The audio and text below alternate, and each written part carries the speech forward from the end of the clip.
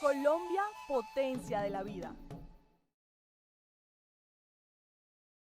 Doctor César, lo invitamos a la mesa. Por favor, una silla, dos o tres sillas. Doctora Vilma, puede usted acá, que también hace parte de la cultura. Doctor Rahul, profesor Rahul, vamos a instalar. Les informo que hay unas delegaciones que vienen de los diferentes municipios, pero ha sido dificultoso llegar a esta hora. Invierno, algunos nos han llamado que mañana están aquí, que llegan esta tarde. De todas maneras, hoy es viernes y esperamos que el peso de nuestro trabajo va a ser mañana cuando lleguen los conferencistas, doctor Julio Ñate Martínez, doctor Carlos Ramos. Habíamos invitado a Álvaro Osorio Rojano, escritor de toda la música que tiene que ver con los cantorrianos, para que nos explicara sobre esa música, pero es imposible porque él trabaja en Bogotá. De todas formas, le vamos a pedir a los medios que empiecen con Facebook en vivo. Tenemos pendiente, que están haciendo una entrevista a Poder Estéreo, Aqua TV. Sabemos de antemano que en los pueblos lo que es cultura a veces no le prestamos atención, porque vamos a demorar, vamos a escuchar, así en los recitales de poesía, la gente casi no asiste, asisten los que les encanta, los que les gusta la poesía. Pero bueno, vamos hacia adelante. Invitamos a la gente del Festival Nacional del Son, invitaciones especialísimas para ellos, pero no han llegado, porque me parece que ellos sí deben nutrirse de todo esto, porque ellos hacen un festival donde, a mi modo de ver, tienen que meterle academia, porque si no, estaríamos cayendo en un festival de 4 días, pero de parranda. Y eso ya lo hemos escrito, se lo hemos dicho. Hay que meterle academia para tener soportes históricos. Y me encanta una frase que dijo ahorita que estaban entrevistando, que la administración municipal, cabeza del doctor David Fernando, quiere crear la cátedra de Iguaní, contar la historia, buscar unos docentes que cuenten historias, que cuenten la historia, no novelas, historia, lo que ha pasado, cómo se refundó el municipio, qué ha pasado con la cultura, qué ha pasado con estos señores. Aquí hay un punto que no han tocado y era nuestro, los famosos trompeadores. Esa es una cultura que había aquí. Se citaban en las plazas a pelear, y eso lo tenemos ahí también en remojo, porque vamos a hablar algún día de eso. Vamos a invitar a Simón Parrado, que fue trompeador, el señor José Antonio Castro Besa fue trompeador, quiso ser el más grande trompeador que ha existido en este mundo, quería que todo el que cogiera una mano o un palo. Entonces esas historias las vamos a escuchar. Bueno, vamos a hacer la instalación. Esperemos Poder Estéreo, que está de inmediato. Vamos a darle el uso de la palabra al señor secretario del Interior y de Gobierno del municipio de Ariguaní, doctor César Peñaranda Mesa. Bienvenido. Muchas gracias, maestro, por esta oportunidad que me han brindado. Hoy he tenido el honor de ser delegado por el señor alcalde municipal de Ariguaní, David Farelo, para este magno evento. Como institución, como municipio, nos llena de alegría, porque a esto siempre le ha apuntado el señor alcalde, a revivir en cada uno de nosotros los sentimientos culturales, a fortalecernos y a crear conciencia en la juventud del municipio de Ariguaní de la importancia que tenemos nosotros como municipalidad en relación al folclore, al vallenato y al son. Porque es muy triste que con este acervo cultural que nosotros tengamos, hoy los jóvenes del municipio de Iguaní no se sientan orgullosos. Nosotros vamos a muchas reuniones y hay un orgullo, y entre eso yo me siento orgulloso de Iguaní. Y siempre que iba a la universidad hablaba de Pachorrada con mis compañeros de La Guajira y me sentí orgulloso de la calidad y la cantidad de expositores del folclore a nivel nacional e internacional, porque el vallenato ya es internacional y por lo tanto nuestra historia se convierte en internacional. Nosotros somos la cuna de Francisco Rada Batista y eso debería llenarnos a nosotros de orgullo. Nosotros somos la mejor feria de la costa atlántica en materia de comercio. Nosotros tenemos una cultura taurina extraordinaria, la única plaza de toros que tiene un municipio en toda la costa. Esto debería llenarnos a nosotros de alegría. En este escenario que hablamos del son, de la música tradicional, me refiero de manera muy particular al valor histórico de la dinastía Rada. Y por eso me alegra que hoy hayamos exponentes aquí de esta casa musical como son los Rada, porque son nuestros embajadores. La cultura es la embajada de los pueblos ante el mundo. Nosotros cuando dicen es difícil, ¿y qué tiene el difícil? A Pachorrada, nada más y nada menos que a Pachorrada, el autor, el creador de uno de los aires del vallenato, que es el son. Esto debería llenarnos de orgullo y de alegría. Y esa es la invitación a todos los jóvenes como yo que se encuentran estudiando en el bachillerato, que se encuentran estudiando en las diferentes instituciones del municipio, para que nos apropiemos de la cultura como tal. Pero también a título personal me llena de regocijo, porque estoy viendo un despertar en la academia. Y hoy felicito públicamente a personas como Robert Luis Benítez Picalúa, como el maestro Alfonso Pacheco Palmera, como a los maestros Vuelvas, a Jesús Sierra, al profesor Lajú, un hijo adoptivo de este municipio, que se han dado también, no se encuentra aquí, pero hago el reconocimiento público, José Manuel Díaz Barrios, que contra todo pronóstico, muchas veces sin el apoyo institucional, han forjado la identidad del municipio, porque ya la memoria viva murió. Eliezer Jiménez, la memoria viva murió.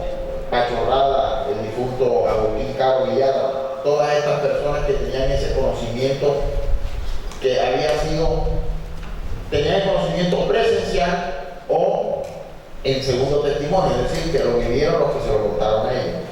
Si no hubiese sido por el esfuerzo de estas personas, hoy gran parte de la historia del municipio de Iguaní hubiese quedado en el olvido. Gracias a Dios hemos podido rescatarlo. Por eso, cualquier apoyo institucional al acervo cultural, a la historia del municipio, es bienvenido. Ayer le decía de casualidad al maestro Alfonso Pacheco Palmera, y me excusan que me extienda, pero creo que sí es importante que lo diga, que no permita, que no le haga ese gran daño a la humanidad y al municipio, que todo el conocimiento que tenga lo escriba, que manuscrito en la posteridad de los años y de los siglos lo rescatan.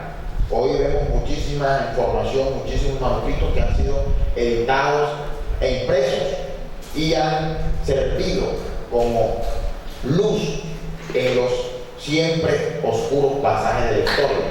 La misma invitación le hago a Robert Luis Benítez Picalúa, que todo lo escriba, a computador, a máquina, manuscrito, al profesor Lajú, a todos los autores culturales que nos acompañan, porque si no enseguida, en el futuro, la memoria es débil, en el futuro tendremos la posibilidad de encontrar un documento que nos ilustre en muchos aspectos, que bien o mal, por lo extenso o poco extenso de los diferentes libros que encuentro, hay cosas que se pasan y que son supremamente importantes para la cultura de nuestro municipio de Iguaní. Agradezco en el nombre de Iguaní como ciudadano al señor alcalde, porque siempre ha sido presto a todos los temas culturales y no ha habido nadie que tome su puerta y él se la haya cerrado. Ha habido militantes como todo, pero siempre el respaldo y la voluntad política de nuestro alcalde. En este orden de ideas, hemos instalado el primer encuentro regional de la música son tradicional. Entonces, les agradezco a todos. Si alguien quiere intervenir, a excepción de la UTI, que va a intervenir mañana, hablando sobre estos temas que tienen que ver, porque todo va a quedar grabado. Tenemos Poder Estéreo que nos va a grabar todo, tenemos Teleariguaní que nos va a grabar todo, Pachequín en vivo que nos está grabando todo, porque como dice el doctor César, esto tiene que quedar escrito. Y vamos a sacar un libro voluminoso de todo lo que se dé y lo que recojamos en las diferentes calles y en las delegaciones que van a llegar. Entonces, si alguien quiere intervenir, puede hacerlo. Estamos apenas iniciando. Hablar sobre folclore, hablar sobre una anécdota que quieran contar, que todo eso nos nutre. Alejandro, si usted quiere decir algunas palabras. Un aplauso para...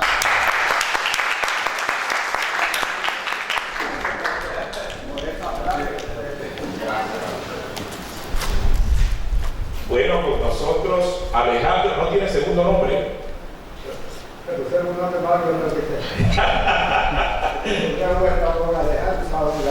Ramón Alejandro Rada Ospino, hijo del maestro Francisco Manuel Rada Batista, el famoso Pacho Rada, con la señora María del Rosario Ospino. Tiene la palabra. Gracias. Bueno, les voy a decir algo sobre mi papá. Yo nací en el año 36. ¿Cuántos años tendré? Háganme la cuenta.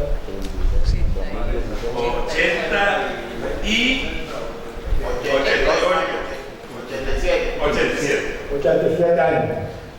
Desde ese entonces empecé a conocer a mi papá. Claro, pero para que veas que no soy de ayer. Y yo me relaté con mi papá, que yo le dije a la hija mía que me trajera una foto con mi mamá donde yo estoy así. Y algo andaba con mi papá a la tarde. Caminamos a todo Bolívar. Yo no sé si soy médico, soy abogado, soy cura, yo no sé qué es lo que yo soy. Porque donde quiera que iba, me ponían al colegio hoy y mañana nos íbamos por otra parte y acá nos lo haga poner. Entonces yo recorrí por el país, de Magdalena, de Bolívar, en fin. Mi papá fue muy querido, hablando de Bolívar. Mi papá vivió en Bolívar de pueblo en pueblo, una semana, 2 semanas, 3 semanas, un mes, 15 días. En todas partes que llegábamos, estábamos en el colegio hoy, pero mañana no íbamos a clase porque ya estábamos ahí en otra parte. Entonces, si hoy estudiaba, ya mañana no, entonces, por eso yo no puedo decir cuál es mi grado, porque tengo muchos en el colegio donde yo estudiaba. Bueno, entonces quiero decirle a ustedes, mi gente, todos los que estamos aquí presentes, que yo conozco la vida de mi papá. Desde que me hizo hasta hoy que estoy vivo, pues ya él murió, pero ya yo cuando él murió ya yo lo conocía. Hoy les quiero decir que estoy oyendo frases que me ponen inconforme. Porque es que yo quiero decir que la música de mi papá es el son, porque allá fue un señor de plato que me iba porque iba a sacar un libro, porque mi papá no podía ser el autor del son, sino que era como es. Este paso, ¿cómo es? El paso. Que por qué no era Ángel Paso, porque era mayor que mi papá.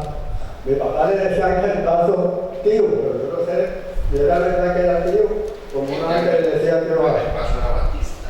Bueno, entonces por ahí es la cosa. Entonces, fue para que yo Y dije, entonces tú qué necesitas de mí. No, porque yo quiero sacar un libro, porque no voy a ser patrolada, porque el Señor a mi padre es mayor que mi papá. Digo, es que aquí no se está hablando de mayoría, ni el primero ni el último. Se está hablando desde cuándo fue el sol. Y yo conozco a El Paso, a Cristovita Paso, los hijos de Cristovita, que son músicos también. Y me atrevo a hacer la apuesta que no tienen un son de ellos. Pues si tocan los sones de mi papá. Eso da a entender que mi papá fue quien hizo el son ante todo ese tiempo. Entonces me dijo, oye, ¿y ustedes los raras fue que estudiaron mucho o son inteligentes? Yo digo, no estudiamos, pero sí somos inteligentes. Porque eso que tú me estás diciendo, eso no te lo creo yo que soy Dios papá. No te lo creo. Entonces pasa que el libro yo te voy a hacer quedar mal.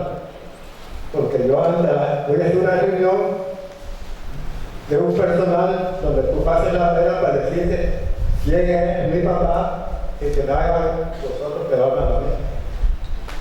Entonces el son lo hizo mi papá, porque ese es un aire como la puya, un aire como el merengue, un aire como tanta música que hay, porque hoy sí hay, ya la gente hoy se dedicó a hacer música de un color y del otro.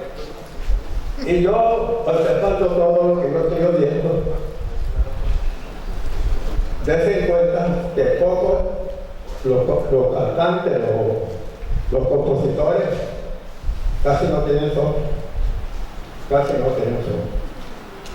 Y mi papá viene cuando yo abrí los ojos, era así. Entonces, como también la gente decía, Pacho, basta para que te toques un son.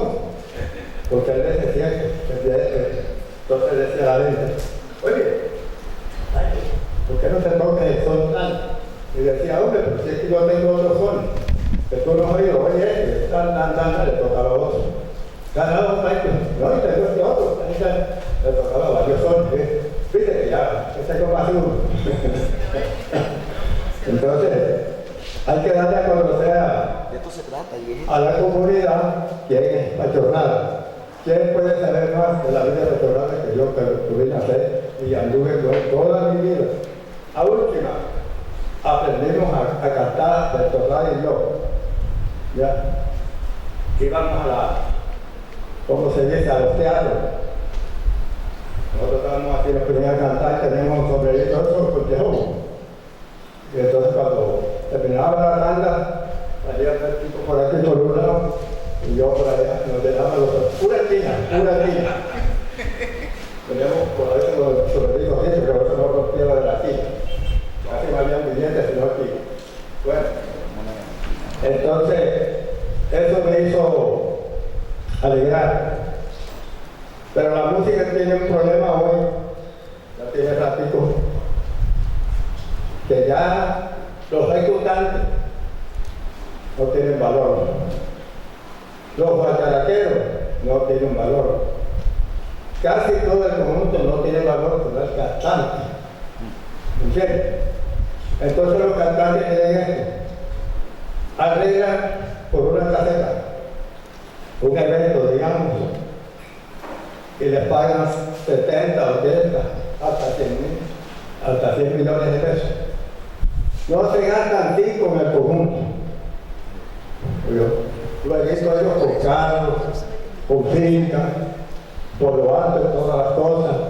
Y yo a veces con pena para de eventos, pues tío, con el sombrerito más maluco.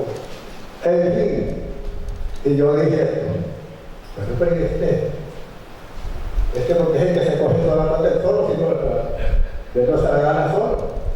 Y es más fácil se la gana, porque es más fácil cantar que tocaba ese aire, que cogerse la mano con un tambor y arrancarse la uña con el bajo.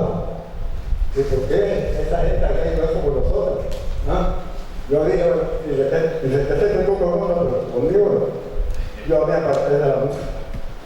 Yo grabé con Tachito Rara, mi hermano, grabé con Alberto Rara, grabé con Landero, grabé con Manuel Rara, grabé con distintos de mi familia.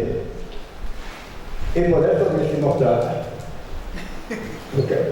Vayan a ver, a Miguel Herrera fue el primero que empezó a cantar con nosotros. Todas las puertas antes, habían los carritos pequeños, allá donde fueron. Adelante. Yo lo ponía con la tiza al lado, con la maleta al lado, con el acordeón, porque todavía que cargar el acordeón, la maleta, y lo primero que era, me iba a bajar. Con yo no me podía bajar. Porque Miguel y Alberto Rada, o con Patito Rada, o con Enero Rada, o mi papá, él ya no era que me escapa ninguno. Yo le dije, peleo y me voy, o será que me gusta italiano. Hasta que un día me cogieron así atravesado de una romerita que habíamos dejado en el carro.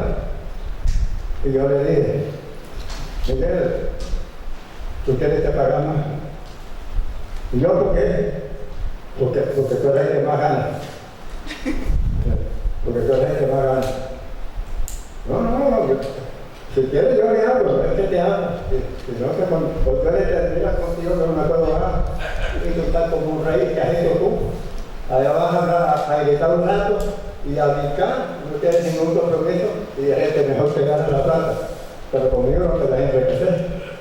Y le dije al hermano mío, hasta aquí llegó Alejandro Rado tocando guacharaque y acompañándolos ustedes. A mí, ya les dije, compré ropa, me hice independiente y hoy vivo mejor que cualquiera de ellos, porque yo estoy hablando de él y él no habla de mí. Entonces la música tiene ese problema para los compañeros.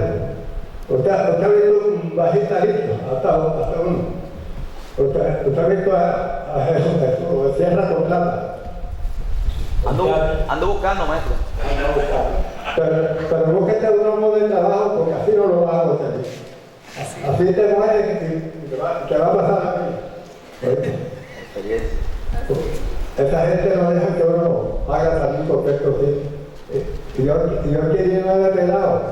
Y cuando venía, si mi suegro no hubiera tenido modo de vivir, ya sabe que antes me había pasado mi pobre peladito.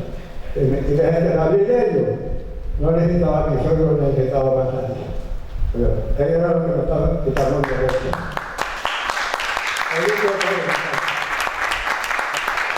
Bueno, iniciemos con el estudiante. Sigue usted y luego Jesús cierra. No se preocupe que si hay que almorzar, almorzamos aquí. Hay para todo. Los almuerzos, estos son pasabocas. Porque todo lo tenemos previsto y vamos a tratar de que si no nos vamos, no nos vamos. Lo que queremos es nutrirnos. Yo lo que quiero es que esto quede bien nutrido, porque hay que hacerlo. Ya no nos van a fregar más esos vallenatos. ¿Su nombre? Angélica Ríos. Angélica Ríos. Grado 11-2. 11-2. Se gradúa este año. Bueno, a continuación les voy a leer un análisis que en compañía del profesor Lahoud estuvimos haciendo sobre el poema de Fundación del Difícil de Agustín Caro Villar. Para empezar con este análisis es necesaria la aclaración de que el difícil no fue fundado o conquistado, antes bien surgió de un repoblamiento paulatino que es evidenciado en el poema Fundación del Difícil, escrito por Agustín Caro Villar, digno representante de la poesía popular, el cual tomaremos como referencia para hablar sobre eso que tanto ha afligido y sigue inquietando la mente de los dificileros. También la mía, la incertidumbre de si realmente hemos progresado o por el contrario, hemos sido sumidos en un retraso cultural que al pasar el tiempo más nos quita identidad. Este poema nos relata los comienzos de dicho pueblo, de cómo poco a poco fue generando encanto a todo el que llegaba a pesar de las situaciones en que se encontraba, como lo era la incomunicación vial. Aquí recordaremos unas pocas de las tantas cosas por las cuales el difícil forjó su propia cultura. Todo se remonta antes de 1901, cuando se encontraba una comunidad chimira en el territorio que luego sería llamado el Difícil, Ariwaní Magdalena, habitando dicho terreno, el cual estaba poco desarrollado, pero que más allá de eso las personas que lo habitaban sí que guardaban una estructura compleja llena de grandes riquezas intangibles, como lo era el cacique, llamado Indio Solís, colmado de conocimiento. Una de las cosas que más abundaba en el Difícil, además de las lomas, era el bálsamo, y este era bien aprovechado, pues hubo personas que supieron lucrarse de este recurso. En 1901 se da la llegada de los 7 hermanos Anaya, gracias a la exploración que venían haciendo para encontrar dónde refugiarse de la guerra de los 1000 días, Guerra Uribe-Uribe, un suceso político y bélico de ese entonces. Estos hermanos llegaron sin nada y dispuestos a radicarse en estas tierras. El continuo crecimiento de la población fue sorprendente, pues las condiciones geográficas daban mucho de qué hablar. Gracias a esto fue llamado el Difícil, debido a que era muy complejo el acceso a él. Por ende, resultaba conflictuoso ver cómo las personas terminaban quedándose y formando sus vidas en este pueblo sin lograr dimensionar la influencia que luego tendría sobre los pueblos vecinos. Con el desarrollo también vino el nacimiento de nuevas culturas provenientes de cada familia que se había establecido allí, y una de ellas fue la fiesta del Santo Cristo, el patrono que por sugerencia de un sacerdote había sido determinado, a pesar de que antes de eso era Santa Teresita. La primera fiesta en honor a este santo fue el 14 de septiembre del año 1914, celebrada la Eucaristía por el Padre Ariza, quien vino de plato en animal para aquella época. Esto fue una gran festividad. Todos los habitantes del pueblo se desplazaron de donde estaban en animal o a pie para concentrarse en un solo lugar. Con la ayuda colectiva, el Difícil tuvo un desarrollo significativo si lo comparábamos con los demás. En aquel entonces, hacía parte de plato como corregimiento, y estos dos empezaron a tener problemas, consecuencia de que la población del Difícil sentía que solo era tenida en cuenta para el pago de los impuestos y para las demás cosas tomaban las decisiones sin contar con su opinión. Esto produjo una gran inconformidad y surgieron los movimientos independentistas para lograr la separación entre Plato y el Difícil, para que este último lograra posicionarse como cabecera municipal, llevando a cabo el proceso de municipalización en el año 1967, el 30 de noviembre.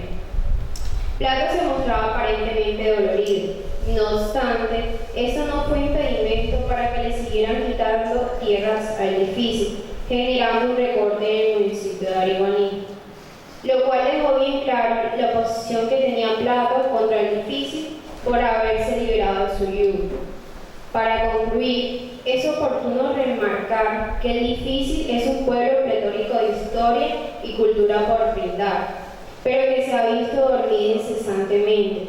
Sin embargo, no se pierden las esperanzas. Con este tipo de escritos se busca fomentar la apropiación y divulgación de ese pasado que tenemos y considerarlo como un antecedente válido para construir un mejor futuro por parte de las instituciones con el fin de despertar nuestra cultura, dar a conocer todo lo que embarga ser dificileros y sacar a relucir ese folclore que nos caracteriza, esta vez convencidos de lo poderoso que es y que podemos dejar en alto nuestro pueblo por algo que realmente ha permanecido en el tiempo. Gracias.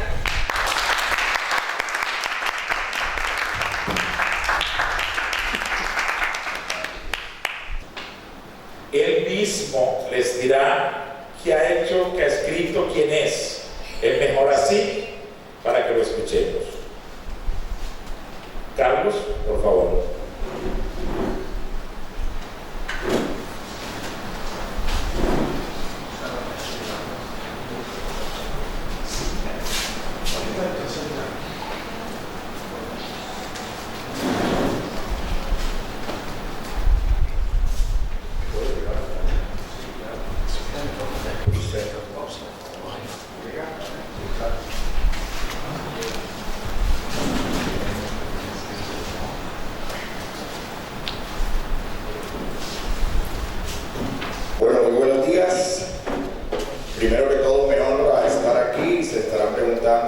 es el señor que acompaña al escritor Carlos Ramos.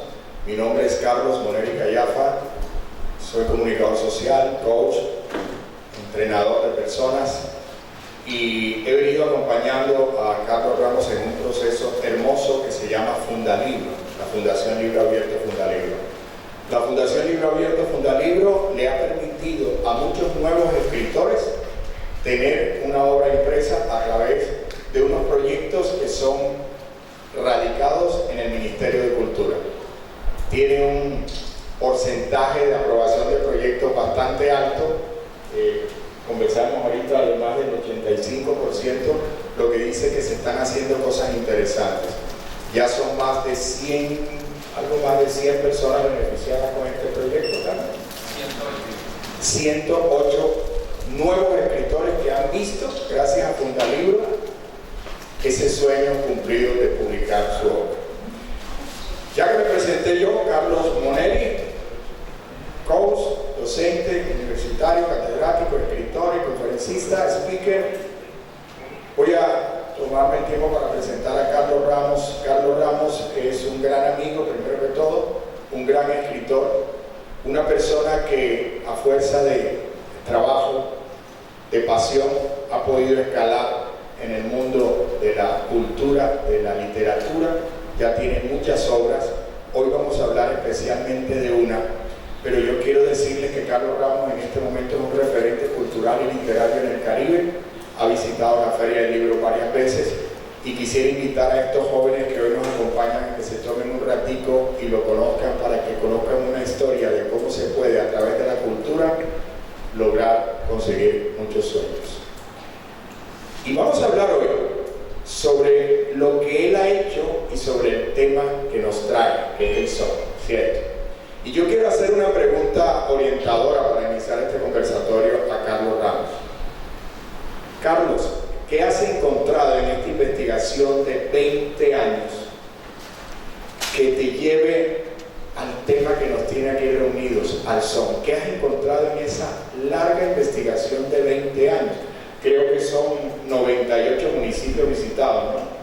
98 municipios en 20 años y todavía sigue Carlos Ramos en esta larga gira, porque él está preparando una gran obra de la que me imagino que no hablará hoy porque es muy prudente, pero gracias a toda esta investigación que ha hecho ya hay algunas obras impresas. ¿Qué has encontrado en esa investigación de 20 años alrededor del sol?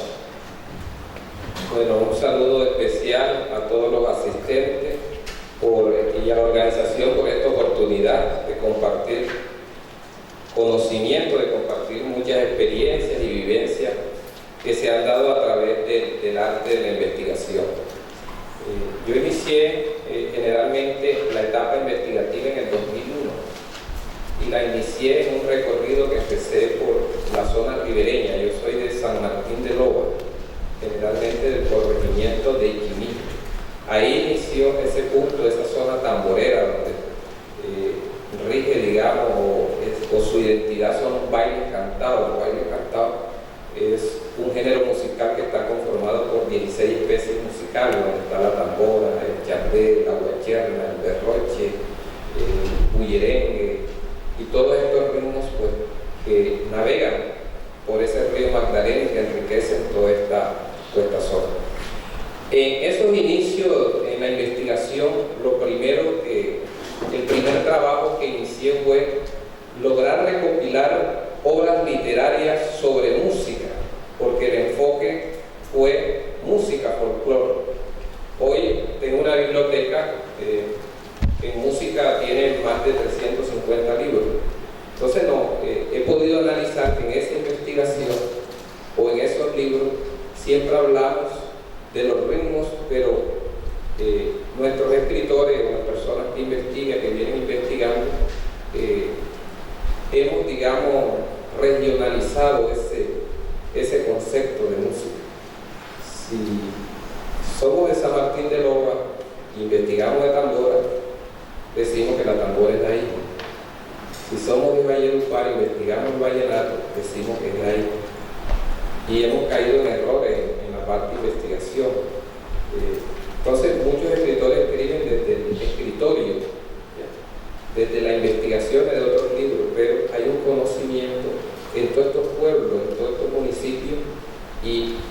inició esa labor y he logrado recorrer 98 municipios, pero el trabajo es recorrer los 194 municipios.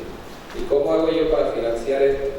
Yo siempre he trabajado en la parte cultural, formulación de proyectos, edición de libros, toda esa parte de la literatura. Oye, yo en un trabajo que me queda de ganarse $1 millón de pesos, digo, me voy para Guamala a investigar, demora ya 3 días, 4 días, investigando a los cultores, a los músicos, a los artistas, a los viejos. Ahí hay una sabiduría, entonces hemos llegado a esa sabiduría para conocer los orígenes de nuestro folclore. Y hemos encontrado de todo, donde hay un aporte de esas músicas primigenias nuestras, como es los bailes cantados, la gaita y la cumbia. Esas son nuestras músicas primigenias, y de ahí empezó todo, ¿no?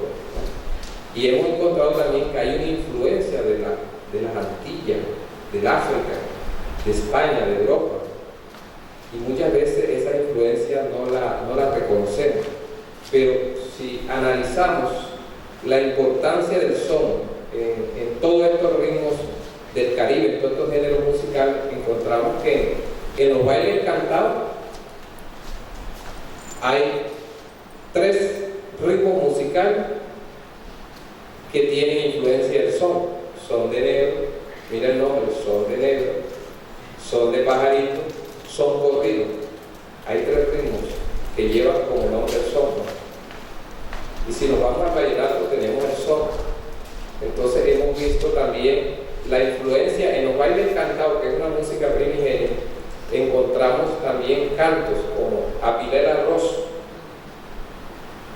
que es rosa, que eran sones cubanos que llegaron aquí, los retomaron y hoy son bullerengues.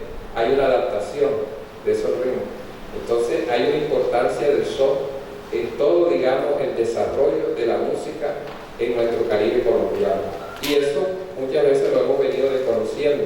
Vemos pues que tanto en el vallenato ha estado relegado, digamos, el son, y en los bailes cantados también.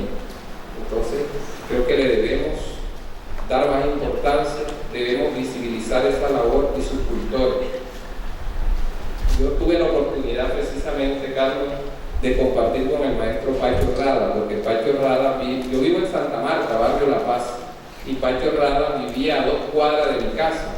Entonces nosotros, cuando llegaba Alfredo Gutiérrez, Miguel Herrera o Juaco Pertuja, pedirle canciones al maestro, para allá íbamos a verlos cantar, porque el maestro, cuando iba a dar la canción, enseguida sacaba el acordeón y tocaba y le entregaba la canción. Nosotros crecimos viendo al maestro Pacho ahí a 2 cuadras tocar, cantar, contar sus anécdotas, y en ese proceso le hice como 4 o 5 entrevistas, y bueno, y es importante todo, digamos, el legado que nos deja el maestro Pacho. Bueno, primero me llama la atención, a pesar de que conozco hace tantos años a Carlos Ramos, cómo una persona toma la decisión de sacar de su propio pecunio para invertir en una investigación, una investigación que va a dar a crear cosas nuevas, una investigación que ha dado a la creación de muchos festivales culturales en muchos municipios de la región Caribe, y que a su vez esa inversión ha permitido que otras personas puedan llegar a publicar su obra. Yo creo que es algo de resaltar, y me encanta que haya aquí docentes, porque yo creo que ellos son los primeros multiplicadores de todo esto. Si hay una institución donde se hace posible multiplicar esta gran obra, en las instituciones educativas. Carlos, ¿hay un momento histórico marcado o eso fue algo paulatino? Acabas de hablar de la música cubana. Hay un momento, y hablas con mucha propiedad, y eso me llama poderosamente la atención, de la música primigenia, ¿no? Hablas de la música primigenia como la persona que siente esa música, que sabe identificar un ritmo de otro. Al oído de algunas personas no tan conocedoras, los ritmos se parecen mucho, pero sé que eres una de las personas que puede distinguir un ritmo de otro. Pero hay un momento histórico en que se pueda decir, esto marcó un antes y un después de esa influencia de los sones caribes, por ejemplo, en la música primigenia de esta región. crearon los ingenios acá, los ingenios azucareros de la zona del Caribe, empezó una influencia amplia, pero las Antillas, Cuba, todo el tiempo desde la época de la conquista hubo relación musical.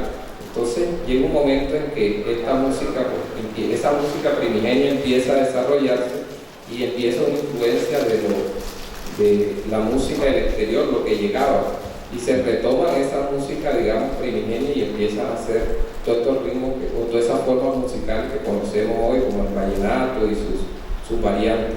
Algo que se ha dado también acá es que no hay una clasificación clara de todos estos ritmos. Nosotros llamamos ritmo a los géneros los llamamos ritmo, no sabemos qué es ritmo, qué género y qué variante. Y en este libro, Cantadores del Río, yo me atrevo pues a dar una clasificación de género, ritmo o especie musical y variantes o matices, una división.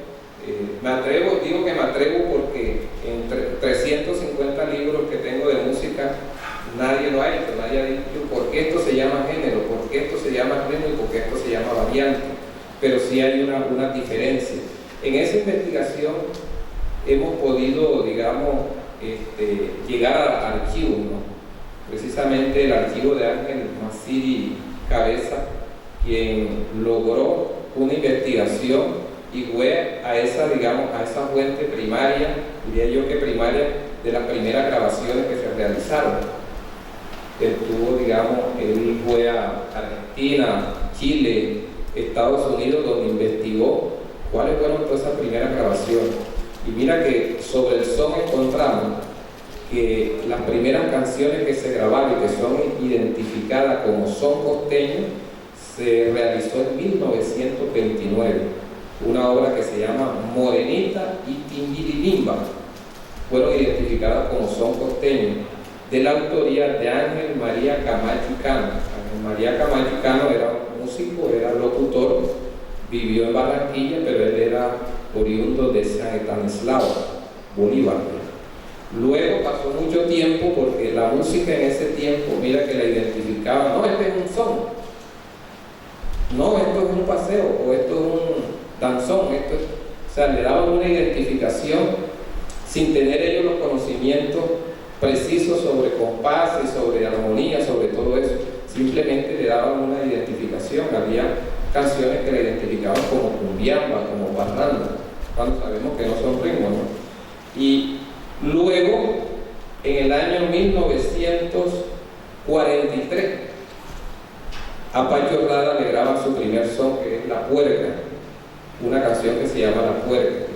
En el año 1945 graban La Varita de Caña de Rafita Camacho. Esos fueron los primeros sones que se grabaron, que están identificados dentro del archivo, precisamente en los archivos de California, Universidad de California, donde reposa un archivo de toda la música que grabó RCA Víctor, Odeón y todas estas disqueras o casas discográficas que grabaron esta música.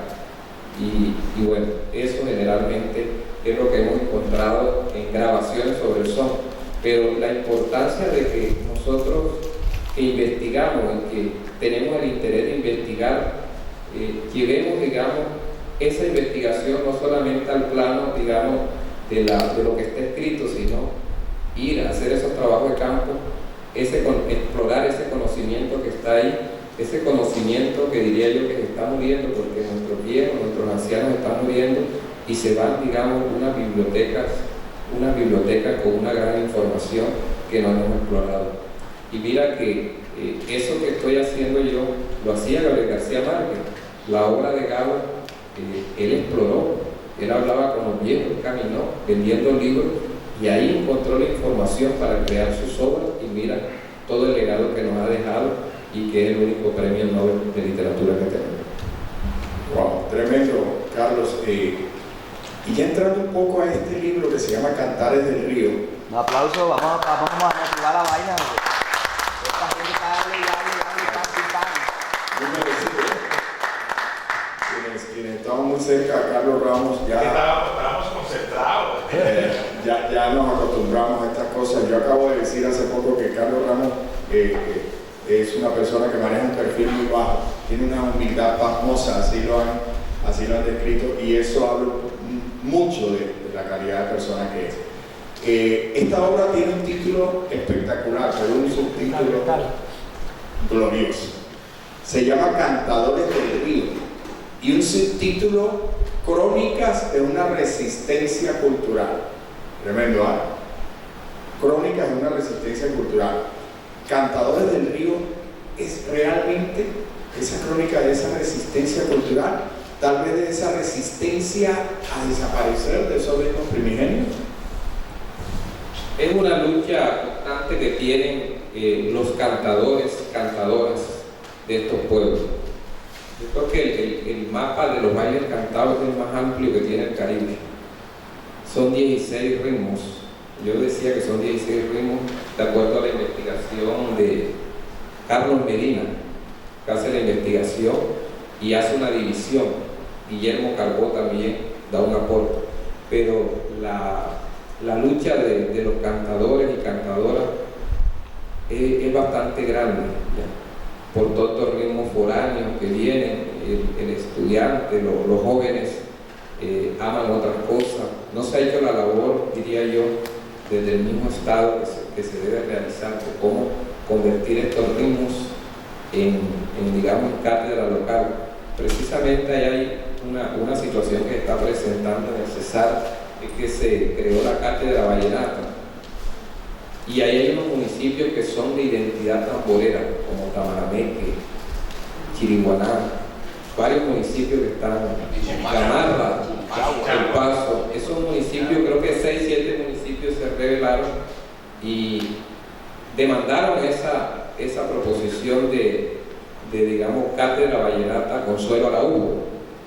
Y ellos decían, reclamaban, no es nuestra identidad, no es el vallenato, nuestra identidad son los bailes cantados. Y frenaron la cátedra local vallenata. Entonces, uno puede ver con este ejemplo cómo esos municipios y esos cantadores que sobreviven han luchado para mantener viva esa identidad, ese legado que le dejaron los viejos. Entonces, este libro yo quise empezar esa investigación que he hecho en 98 municipios, van 28 municipios. Yo quise empezar con una obra homenaje a esos cantadores. Y saqué una crónica casi que por municipio. Barranco de Loba le dediqué una crónica, una San Martín de Loba, una Gamarra, una Al Paso, a toda esa zona. Recorrimos todo el sur, parte del sur de Cesar, Bolívar y Magdalena, trabajando esta obra. Partimos con esta obra y ese homenaje es, digamos, es un reconocimiento a ellos, pero en esa investigación me doy cuenta de que sus cantos, cuando yo empiezo a explorar los cantos de ellos, sus temáticas, hay temáticas donde ellos, digamos, protestan por el río, defienden a su río que está convertido en una cloaca. Otros cantan, digamos, que no desaparezca la tambora, que es lo de ellos. Otros le cantan cómo explotan a los peces. Entonces, por eso, ese subtítulo de Crónica de una resistencia cultural y de esa lucha que ellos tienen, digamos, constante para digamos, para defender su legado, para defender su identidad. Era lo que fue con lo que ellos crecieron. Luego viene una segunda obra que sale en febrero de 2024, que es El plagio y el derecho de autor en la música caribeña. Este libro viene documentado en la última estadística que dice 450 canciones caribeñas que han sido víctimas de plagio. Entonces, lo que buscamos de plagio, de cesión y de préstamos culturales, lo que hemos buscado con esto es visibilizar a esos autores que también sus obras pues salió a nombre de otros autores. Entonces venimos en toda una labor de mostrar ese folclore, de mostrar esos valores que vienen luchando por mantener ese legado de la música primigenia representada en los bailes cantados, la cumbia, la gaita y todo eso, digamos, que surge después, que es el vallenato, el porro y toda esta otra cosa.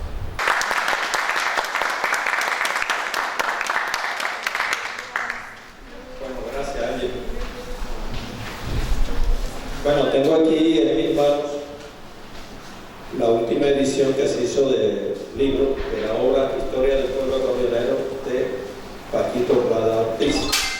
La primera edición se dio en el 79, manejando un poco de cultura general. En el año 1982, a Gabo se le reconoce con el Premio Nobel de Literatura. La entrevista que él concede a Marco Antonio Contreras en la ciudad de Cartagena, que lo invitamos aquí, él está vivo.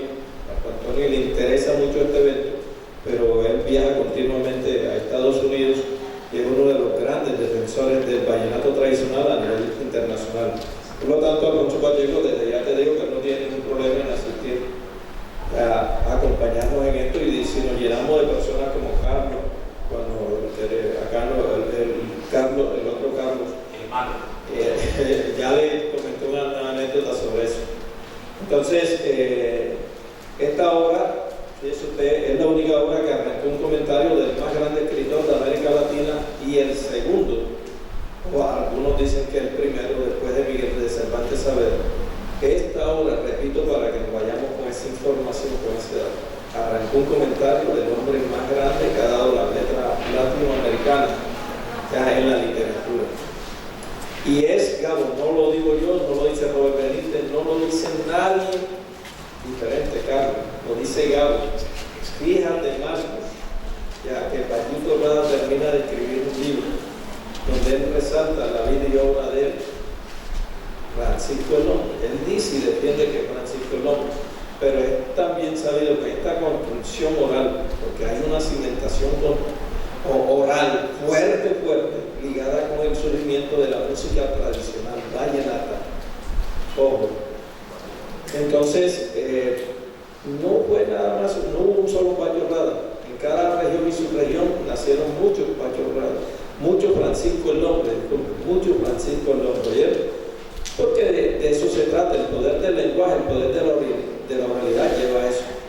En la estructuración del libro, o la misma estructuración del libro, permite llegar a conclusiones más allá de que, Carlos, esto no está cimentado en investigaciones, sino que hace lo que hace Robert, lo que hace Alfonso, lo que hago yo y hacen la mayoría, y es que vamos asegurando información producto de muchas entrevistas. Y Robert lo termina de decir, es tan evidente que obliga a que, y la llamada un vallenato, Robert, debe ser reeditado, porque sería entonces una injusticia dejar por fuera ya el poder que tiene la escritura, que no es más que una extensión de la memoria, acordeoneros ya tan buenos por la antigüedad, fíjate, tan significativos, que quedaron por fuera del poder que tiene la escritura. Entonces, vamos aquí tratando de responder a algunos interrogantes. En lo relacionado con Valledupar y la exclusión, porque así fue en un principio del vallenato que se daba, o la música de acordeón, como la defendió más de una vez tu querido pariente Adolfo Pacheco Anillo.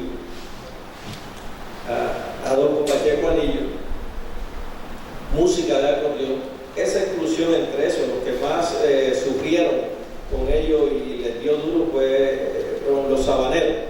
¿Por qué? Hay una realidad. En el año 54 se independiza o se organiza como ente político el departamento de La Guajira. En el 67 lo hace el departamento del Cesar. Conclusión. La transformación geográfica y política es una política. Al final, valga la redundancia, es una decisión política. El gran responsable de ese cambio y esa lectura política la hizo Alfonso López Michelsen. No lo hicieron ninguno de los vallenatos, y al lado de él estaban las élites de Valledupar cerradas. No pueden decir que no es así. Basta un mínimo diálogo con alguien que conserve esa memoria, que esté vivo, para entender que el vallenato no era aceptado en las altas sociedades. Adolfo Pacheco, más de una vez aquí lo digo, realmente. No sé, Alejandro, cuántas veces se lo escuché a Pacheco y al señor Pacho Prada también. Yo alcancé a escuchar muchas entrevistas de que la gente en los pueblos prácticamente no los llevaban los grandes, en las ciudades menos. Era esa anécdota de la que vivió Pacho Prada en Barranquilla. El vallenato no era para las élites, la ciudad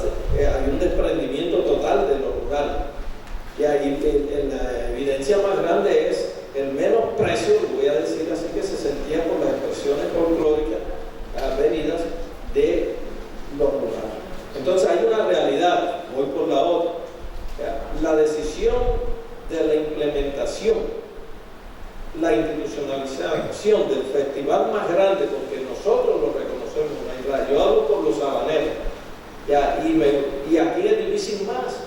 Mire, vea, solamente que aquí salga, vamos a llamarlo ya en términos de música vallenata, sale un pollo bueno que sobra. Te voy a decir, Carlos, aquí hay un fenómeno que yo lo he vivido y he recorrido todo el Caribe y he estado en muchos festivales. En dos pasó esto, en dos pueblos de La Guajira, entre esos el Molino, ¿no? En el Molino. Yo estoy ahí cuando anuncian la llegada de Chucho Campos. Oye, y me llama la atención que la gente se fue contra la tarima. O sea, Baby se fueron porque iba a cantar Chucho Campos. O sea, a mí eso me llamó poderosamente la atención. En otro festival, eso fue prácticamente acá por un lado de Media Luna, por ahí. Hay un festival, participaba también alguien que vive allá en Valle del Par, fue alumno mío por casualidad, del difícil Magdalena, y escuché yo la expresión donde estábamos sentados con Jaime Peralta Mendoza, que era escritor de esa región, y mira, oyendo uno del difícil, ay, ¿por qué la gente camina? Porque cuando mencionan del difícil, algo debemos tener que no, incluso yo pienso que no sobra frente a la propuesta vallenata y guajira. Hay un respeto y hay una admiración por lo nuestro, pero parece que en sentido contrario da la impresión de que aquí no hemos entendido o no hemos hecho esas lecturas de reconocimiento. Entonces lo primero sería el autorreconocimiento de que somos muy buenos. Y prueba de ello, Robert, corrígeme a mi favor, ¿cuántos reyes vallenatos? Mézclalos todos.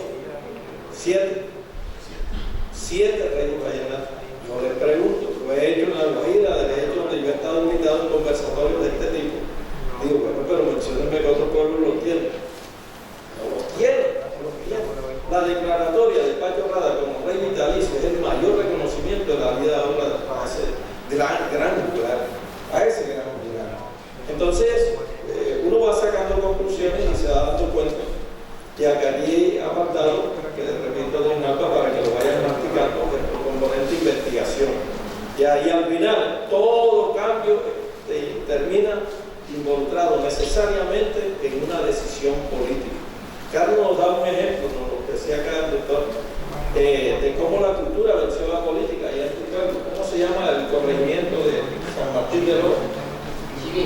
Chimí, corregimiento de Chimí, donde gracias a la gestión cultural que decidieron construir antes de un parque, construyeron una tarima para hacer un festival que hoy da identidad. En Ariguaní, bueno, hay que discutir la ruta en función de la vida y obra de Pacho Rada y sus hijos, sus nietos, que nos han dejado el legado tirado. Ahí está, ¿y qué es la ruta? La casa para Francisco el Hombre, nuestro Francisco el Hombre. Ya, o si la queremos decir, si una vez Pacho Rada, la casa Pacho Rada, el gran juglar de la montaña. Esos son los términos que se deben ir implementando. Y esa ruta implica necesariamente, un recorrido por la oralidad.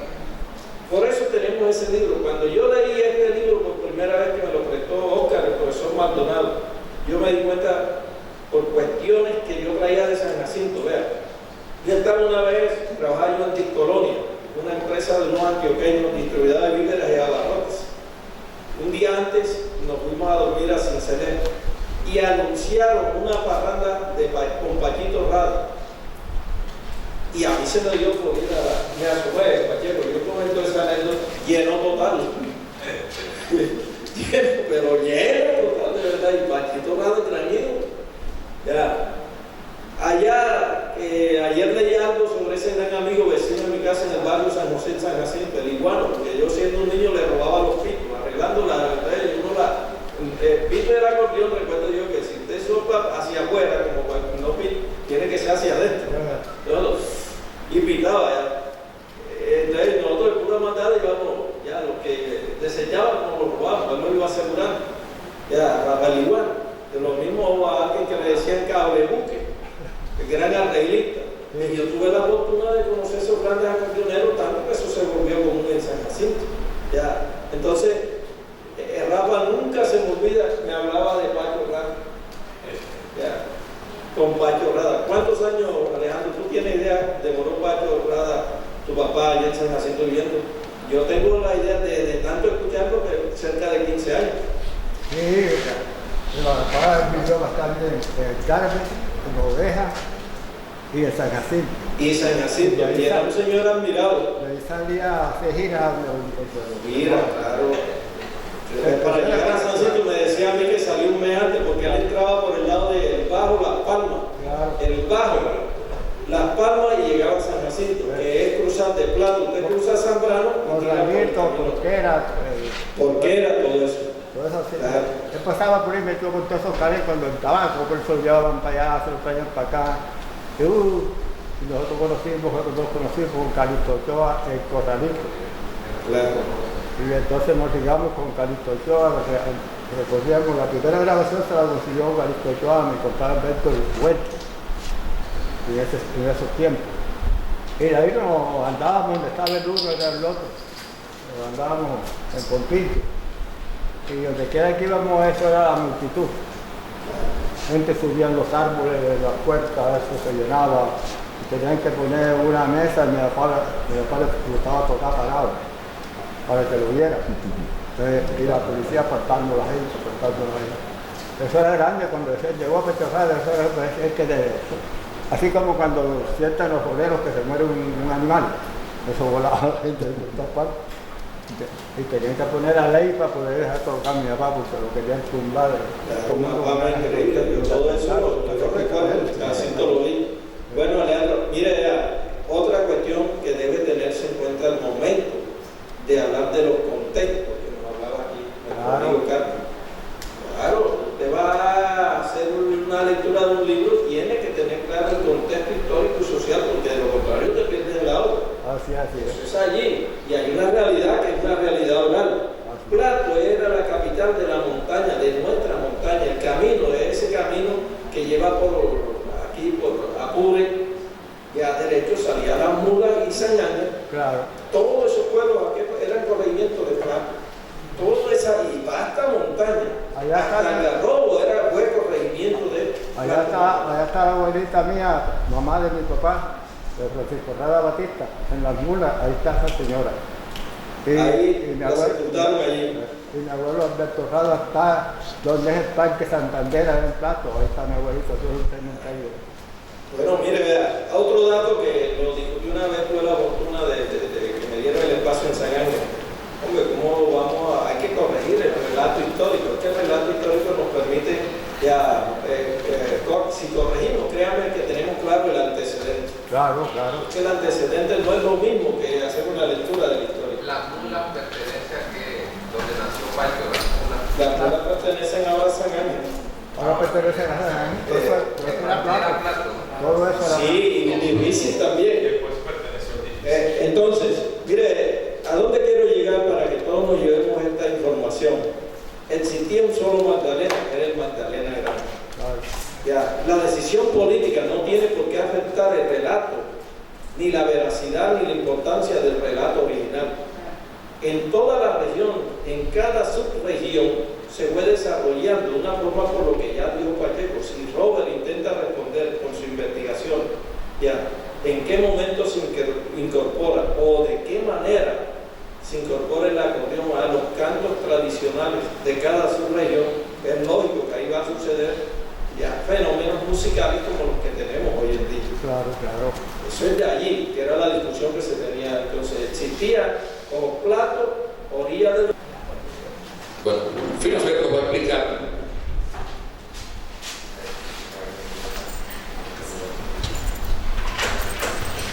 oiga, es que condensar lo que yo tengo escrito del viejo Pacho, que son como 240 páginas en 7, es complejo.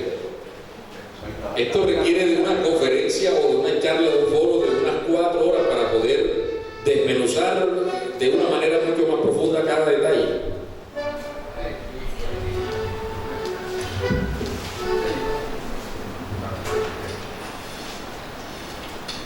Solo acordeón, ¿verdad? No, yo no hablar porque va a explicar. No digo sin caja.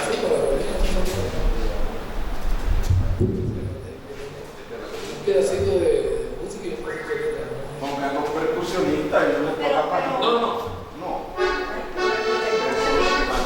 Sí. No, porque déjame decir, Después que nos explique, sería bueno el complemento, porque sería bueno saber cuál es el golpe de la caja. bueno, eso también quiere decir. Pues 3 años, cuando yo voy a tocar a mi abuelo Pacho, allá en Loma Fresca, al lado de la casa de Lira Campos, usted la conoce. Y él venía y yo le tocaba la caja, yo era cajero, yo comencé tocando fue caja. Y otro hermano mío tocaba la guayaraca. Pero tú sabes que los niños siempre, donde uno aprende más es cuando está niño. Porque a veces usted ve el niño corriendo para allá y para acá y de pronto lo regaña, pensando que el niño no está escuchando o viendo lo que está sucediendo. Pero ahí en su carrera, corre para allá, corre para acá, está viendo todo eso. Él era de la niñez cuando uno aprende. Y entonces yo, a pesar de que tocaba en la caja, no sabía tocar acordeón todavía, no había aprendido. Aprendí como a edad de 11 años. Yo veía cómo hacía el viejo Pacho, todas las manías que él hacía, cómo jalaba el acordeón, cómo tocaba y todo eso. Con el dedo, bueno, este acordeón no tiene, porque esto aquí trae una correita donde él metía el dedo aquí.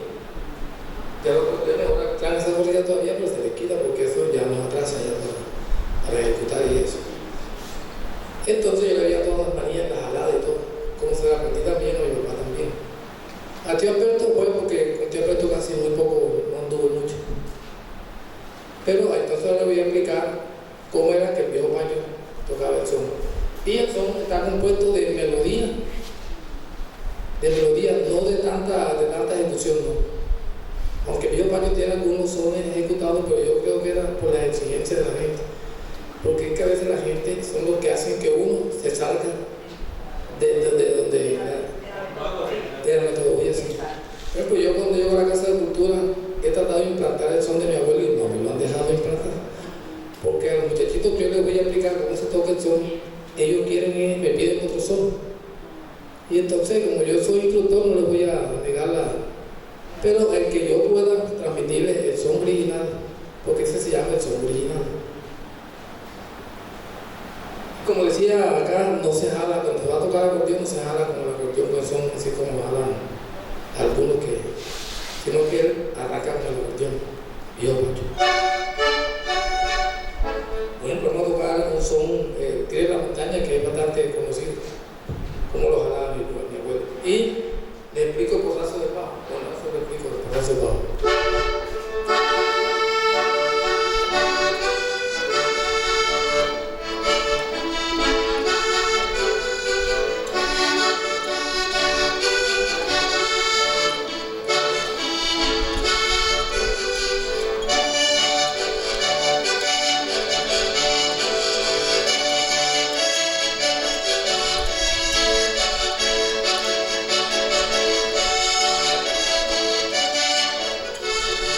No sé si será soleta de ese son que me está llamando tigre en la montaña, o será moral en su acordeón, o será moral en su acordeón, o será moral en su acordeón, yo siempre perdono que se llama. Entonces miren, el bajo el bajo del son son 3 golpes. Entonces, algunos lo tocan con 2 golpes nada más. Así.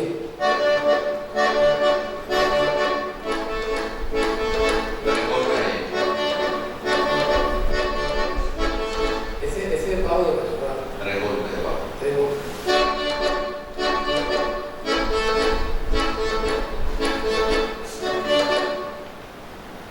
Ahora, mi papá no sé si era que tuviera más pulso en la mano, no sé, pero él trataba de tocarlo más lleno, el mismo. Él se ganaba la cuestión con el bajo y no tocaba así. Yo tocaba la mano en esos dos bajos, mi papá cogía los 4.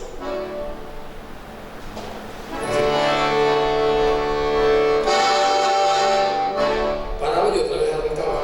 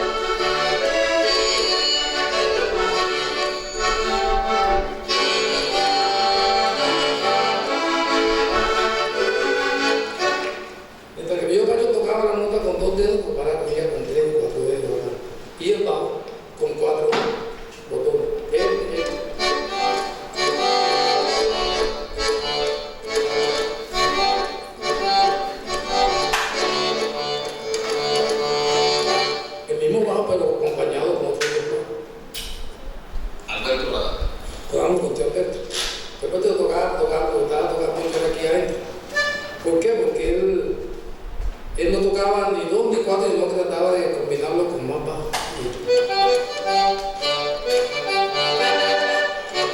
Y más rápido.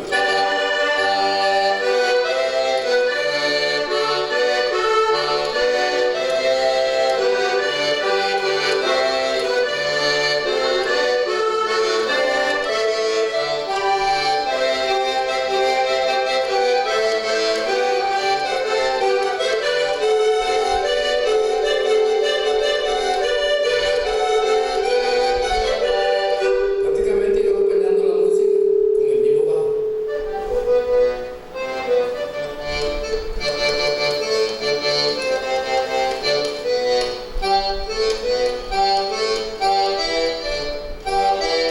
A veces, fíjate, uno casi solo no sabe pelear haciendo una nota.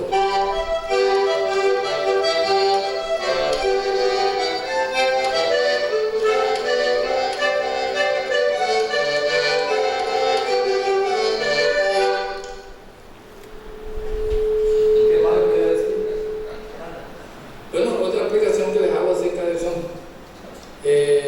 Bueno, casi nunca me ha gustado tener como discordia, como lo dice él mismo en este son. Nunca me ha gustado de tener intriga con otro que sepa desde mi muerte. Pero viene de allá arriba, pero viene de allá arriba, pero viene de allá arriba, la costumbre que debe de usarse. Entonces, quiero decirle que ese son, bueno, como he escuchado aquí, eso no lo sabía yo siempre decía que mi abuelo no fuera el que fuera inventor del son, sino que él lo descubrió. Él descubrió eso. Y si podía ser validero porque cada acordeonero tiene su estilo yo.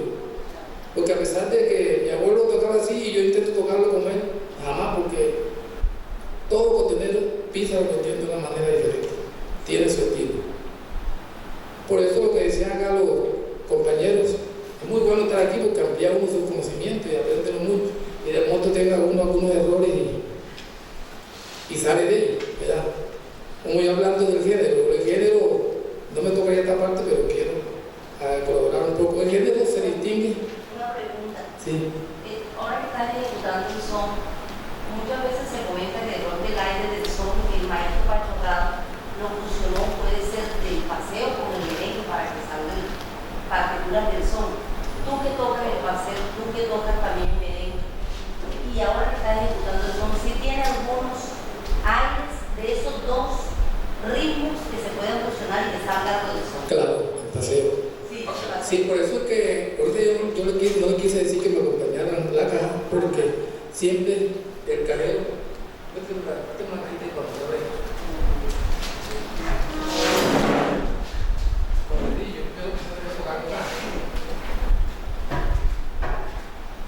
Hay que el son, hoy en día los cajeros ustedes pueden notar, tocan esto.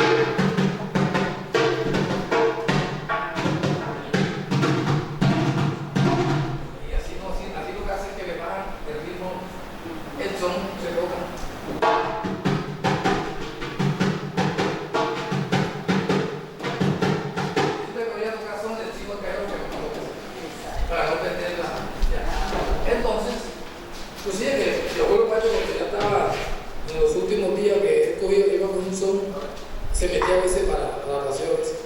Porque es que el son, él sacó el son por ahí de los paseos. Sí, por ejemplo,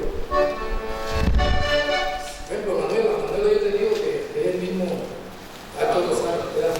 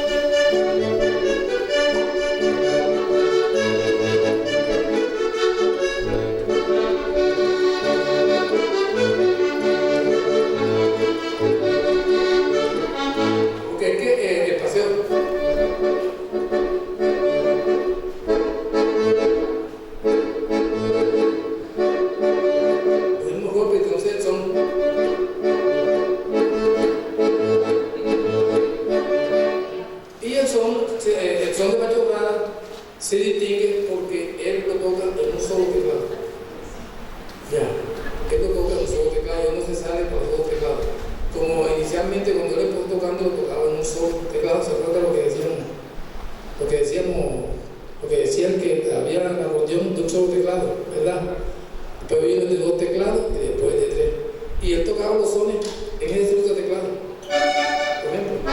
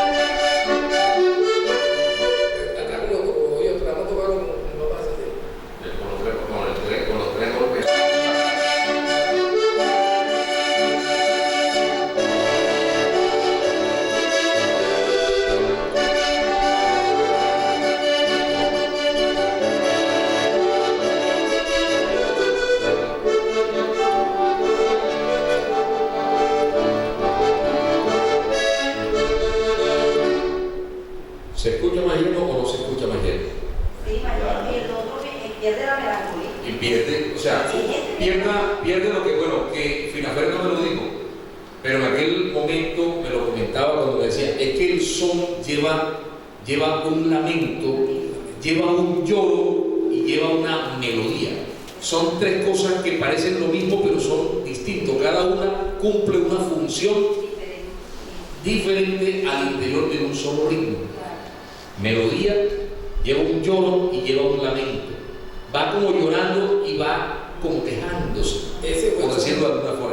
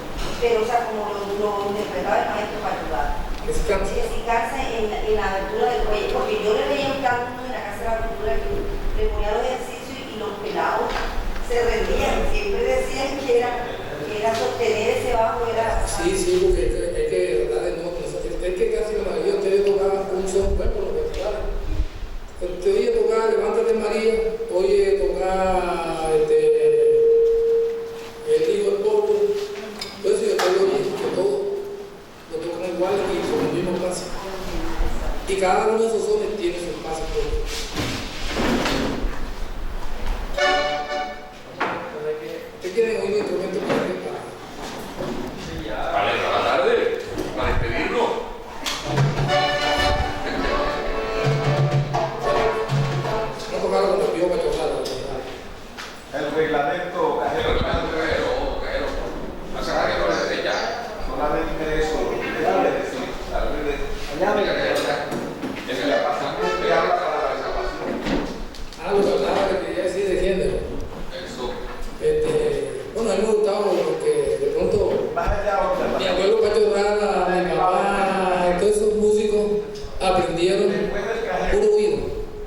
Igualmente yo también aprendí un oído. Yo no tuve instructor, disculpen, yo no tuve instructor de músico que me dijera coja esto por aquí, coja esto por allá.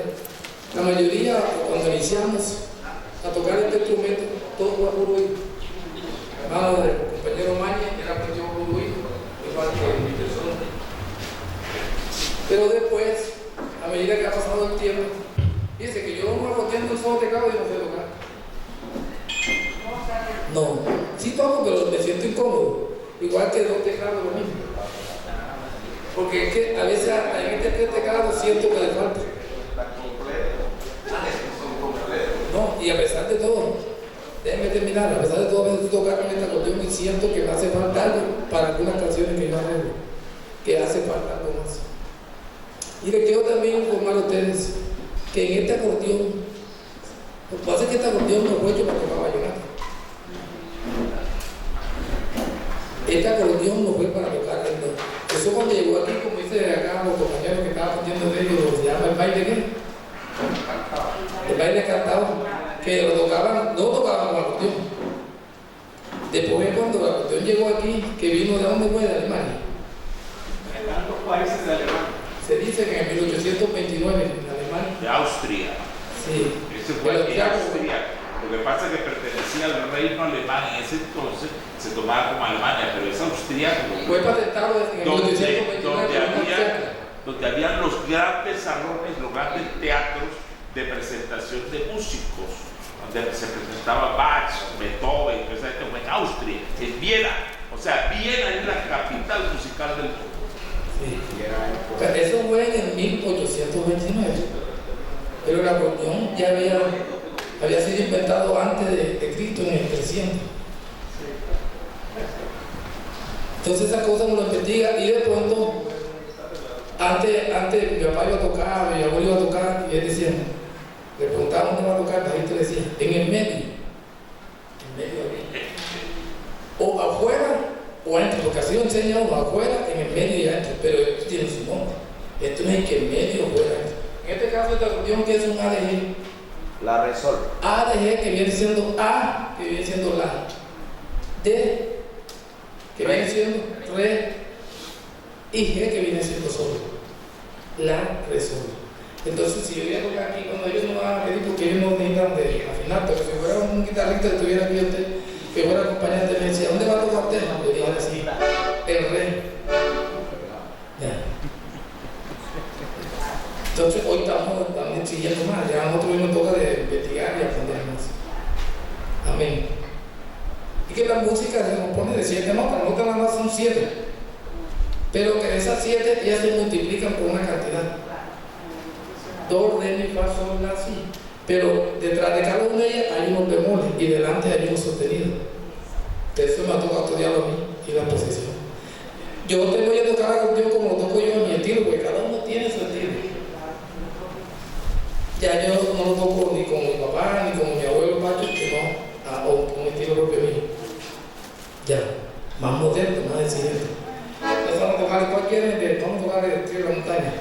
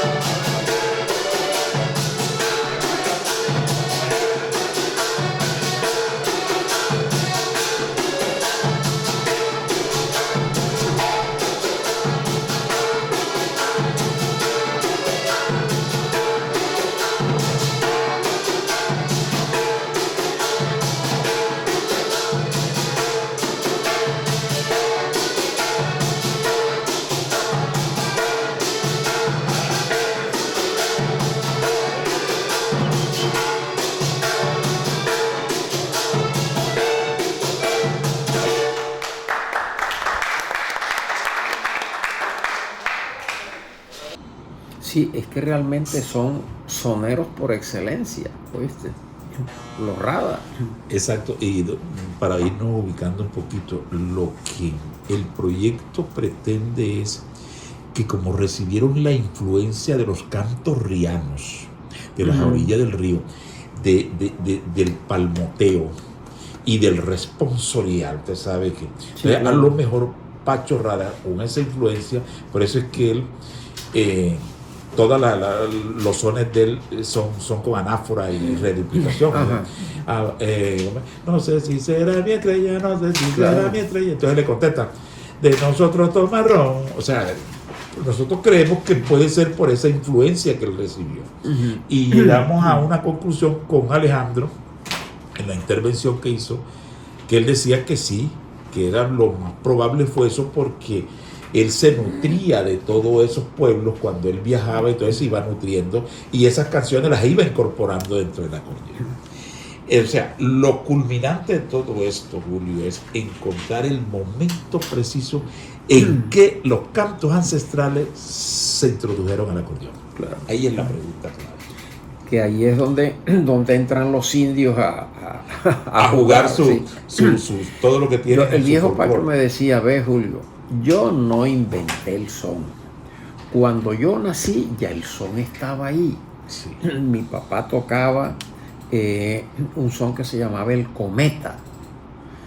Debe ser la primera vez que el Cometa Halley pasó por acá. Pasó, que no sé si fue en el 30 y pico, no sé, en el 20 y pico, algo así. Después él pasa cada cuánto es.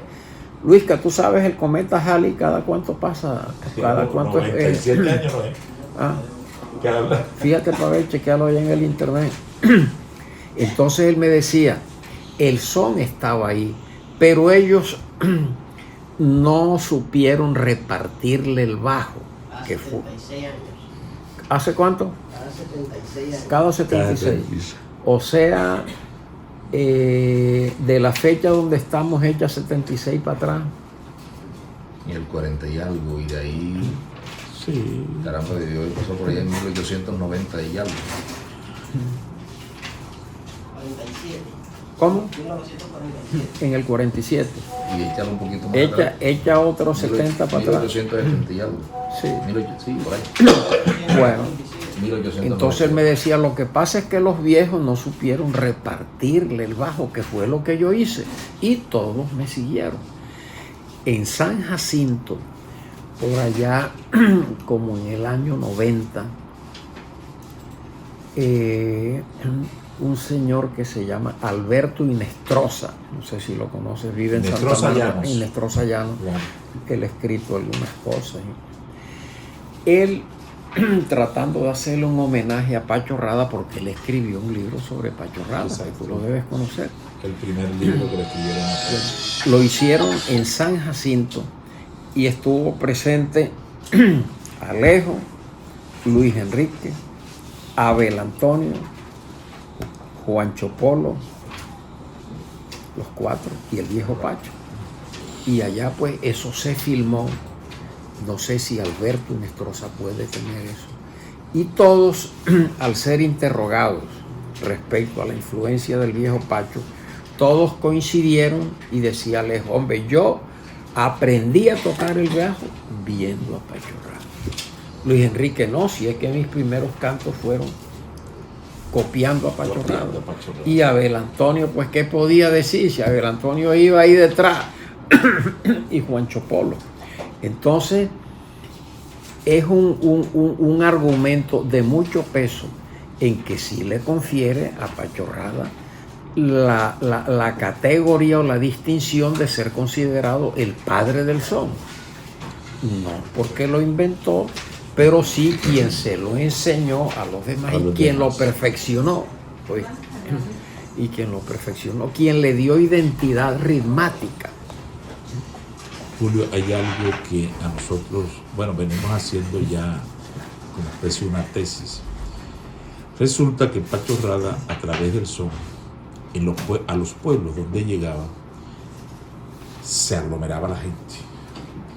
Entonces lo que estamos en nuestra tesis es decir, bueno, es que Pacho Rada era el único en ese tiempo que aglutinaba gente, porque la música de él no era para parrandear, nada más para borrachos, sino que la música de él era bailable.